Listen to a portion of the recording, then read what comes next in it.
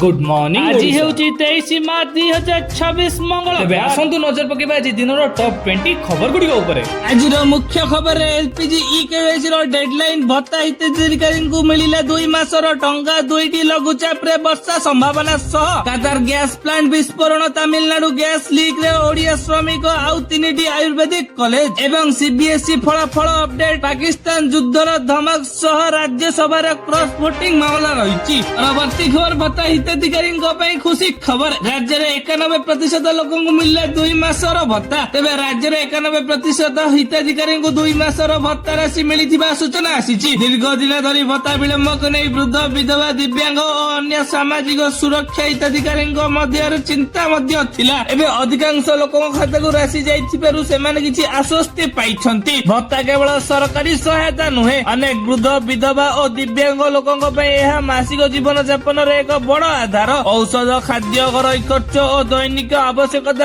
अनेक परिवार यही राशि उपर निर्भर करती तेज सूचना अनुसार 2 मासर बकेया भत्ता बंटन एक बड़ अग्रगति होते जो बड़का 8% हिताधिकारी खाता को एजाए भत्ता आसी ना से जांच प्रक्रिया जरूरी अटे जदि कहार खाता को भत्ता आसी ना तेज प्रथम बैंक खाता सक्रिय अच्छी कि नहीं आधार लिंक ठीक अच्छी कि नहीं डीटीपी व्यवस्था कौन सी त्रुटि अच्छी कि नहीं से जांच करने दरकार आवश्यक ब्लॉक कार्यालय पंचायत किंबा संबंधी सामाजिक सुरक्षा अधिकारी को संपर्क करंतु तेबे देखा जाए तो यही अपडेट सरकार एक बड़ दायित्वर संदेश देउछि कारण भत्ता बंटन समय हेबा दरकार दुर्बल वर्गर लोकंक राशि विलंब हेले सेथिरे प्रभाव सीधा सड़क सेमानक जीवन उपरे पड़िथाय। परवर्ती खबर डिजिटल जुगरे इन्फ्लुएंसर मानक भूमिका बड़ बोली मुख्यमंत्री मोहन चरण माझी वार्ता दैछंती तेबे मुख्यमंत्री कहवा अनुसार आजिर समय सोशल मीडिया केवल मनोरंजन माध्यम नुहे यह सूचना सचेतना लोकमत और सामाजिक परिवर्तन एक शक्तिशाली माध्यम तेज आज जड़े इन्फ्लुएंसर गोटे वीडियो लक्ष लक्ष लोकों पाखे पहुंचुची गाँ ठारू सहर युवपीढ़ी वयस्क समस्ते मोबाइल माध्यम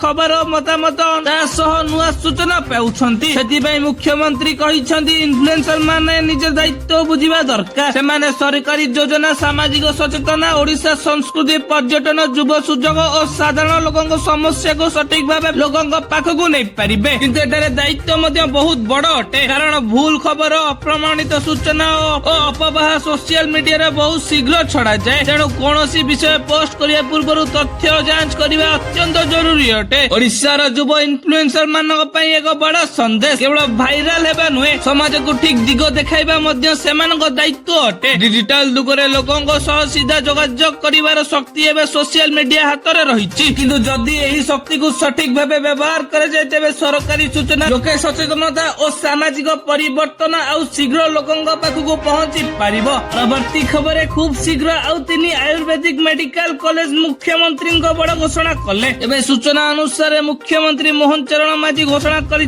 राज्य में खूब शीघ्र आउ 3टी आयुर्वेदिक मेडिकल कॉलेज स्थापन तेज कॉलेज गुड़िक गजपति मालकानगिरी और रायगड़ा जिले में योजना रही घटनार अर्थ केवल नुआ कॉलेज खोलिबा नुहे यह ओडिशार दूर दूरांतर और आदिवासी अंचल स्वास्थ्य शिक्षा और पारंपरिक चिकित्सा व्यवस्था को अधिक शक्तिशाली करिवार एक बड़ पदक्षेप अटे तेज आयुर्वेद आम भारतीय चिकित्सा परंपरार एक गुरुत्वपूर्ण अंश आज समय लोक मैंने आलोपैथी सहित आयुर्वेद योग और प्राकृतिक जीवन शैली को अधिक गुरुत्व देउछंती दृष्टि नुआ आयुर्वेदिक कॉलेज राज्य में डाक्तरी शिक्षार एक नुआ द्वार खोलिबो गजपति मालकानगिरी और रायगड़ा भली जिले में कॉलेज सेठारे छात्र छात्री माने निज अंचल आयुर्वेदिक डाक्तर पढ़िबार सुजोग पाई परिबे एहा सहित भविष्य में सही अंचल चिकित्सा सुविधा बढ़ी पारिबो एहा रोजगार दृष्टि गुरुत्वपूर्ण अटे नुआ कॉलेज शिक्षक डाक्तर नर्सिंग प्रशासनिक कर्मचारी और अन्य सहायक कर्मचारी नुआ सुजोग सृष्टि हेबो सरकार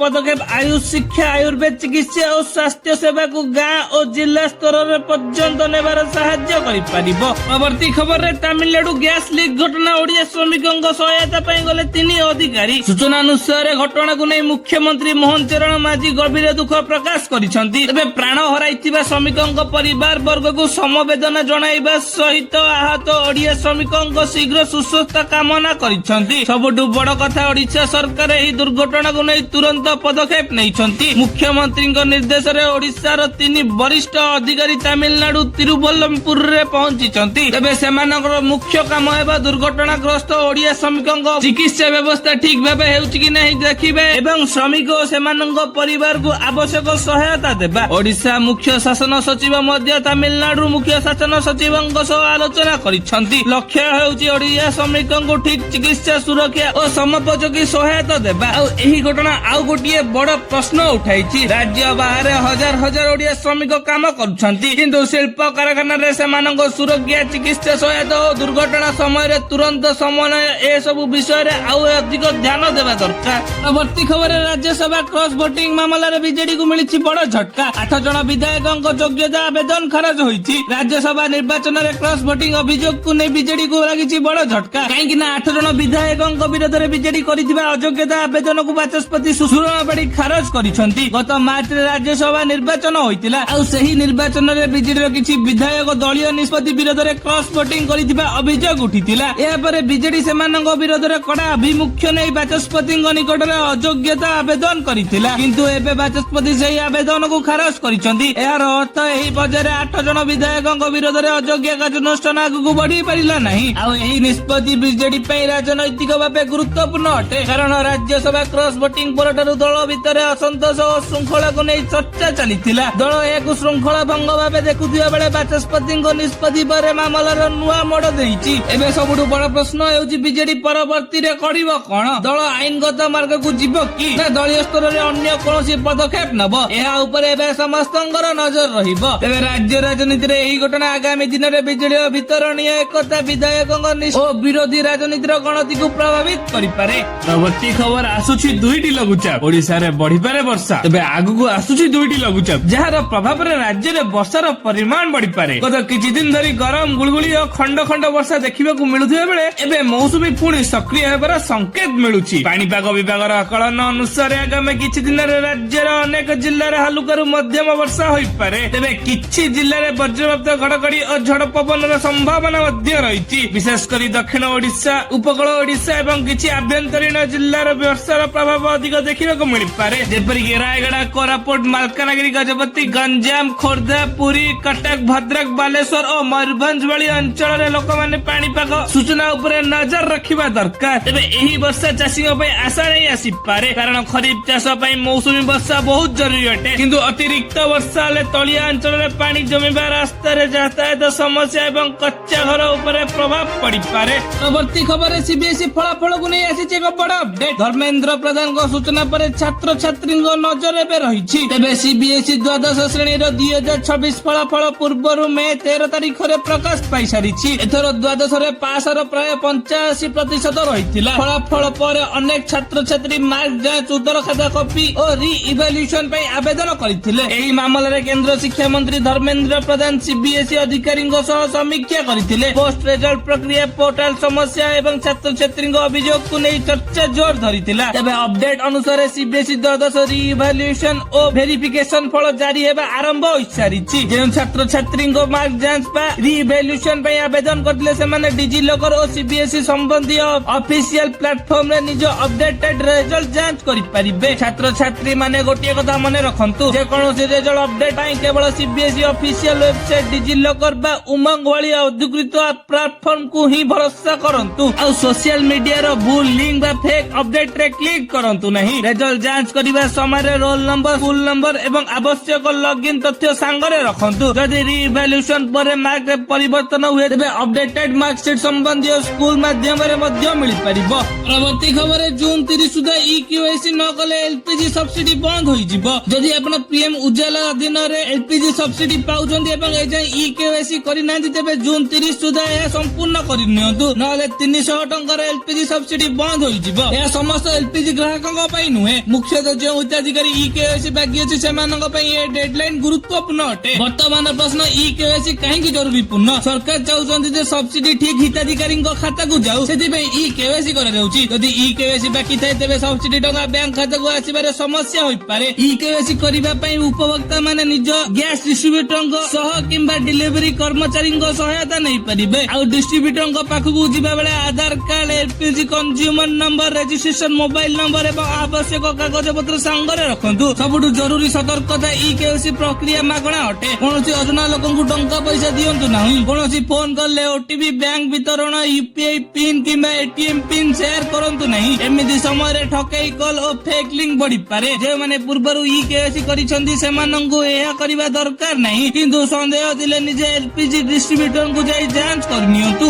अति खबर कातार गैस प्लांट रे भयंकर विस्फोरण, 54 गुरुतर और 18 निखोज रहिसंती। तेबे सूचना अनुसार कातार शिल्प अंचल रे थिबा गैस सुविधा केंद्र रे भयंकर विस्फोरण होईची। एही विस्फोरण रे भयंकर अग्निकांड घटितला। ताजा सूचना अनुसार 54 जन आहत होइछन्ति एवं 18 जन एजाय मध्य निखोज अछन्ति। घटना पर तुरंत जरुरीकालीन टीम घटनास्थल रे पहुंचीतिला। अग्निकांड को नियंत्रण को अणा जाइथिबा कुआ जाउची, किंतु निखोज लोकन को खोजिया पे एबे भी मध्य उद्धार कार्य जारी रहिछि। तबे कातार पक्षरु एहेकु एक प्राकृतिक दुर्घटना बोली कुआ जाउची, कारण वर्तमान पर्यंत एहेकु कोनोसी आक्रमण वा बाह्य षडयंत्र सह जोड़ा जाय नहीं। अधिकारी माने साधारण लोकंक पई बड़ विपद नथिबा बोली मध्य कहिसंती। तबे एही घटनाटी जेहु अंचल रे घटिछि सेठारे कातार प्रमुख गैस और शक्ति केंद्र मानक मध्यरु गोटे। कातार विश्वर मुख्य प्राकृतिक गैस रप्तानीकारी देश होइथिबारु एही घटना को विश्व ऊर्जा बाजार रे मध्य गुरुत्व सहित देखुछि। भारत मध्य प्राच्यरु गैस और ऊर्जा आमदानी करे। आ जदि एमिति घटनार प्रभाव उत्पादन बा जोगाण उपरे पड़े, तेबे आगामी दिन रे गैस और इंधन बाजार उपरे चाप बढ़ी पारे। तेबे वर्तमान सबुठारु चिंता विषय हेउछि कि निखोज 18 जनक सुरक्षा। उद्धार टीम सेमानकु खोजिबारे लागिछि एवं आहत मानकु चिकित्सा दिया जाउछि। परवर्ती खबर भारत को पाकिस्तान युद्ध धमक।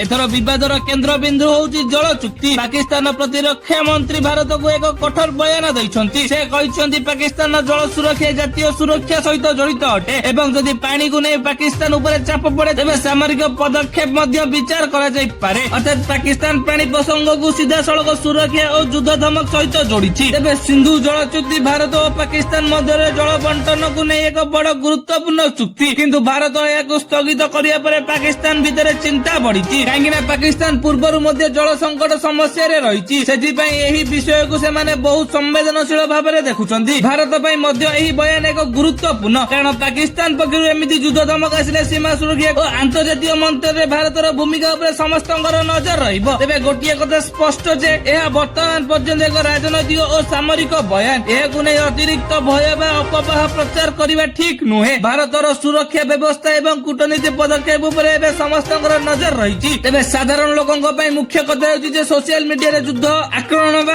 अलर्ट संबंधी कोनोसी अप्रमाणित खबर को नै तुरंत विश्वास करंतु नहीं। केवल अधिकृत सूचना और विश्वसनीय खबर को भरोसा करंतु।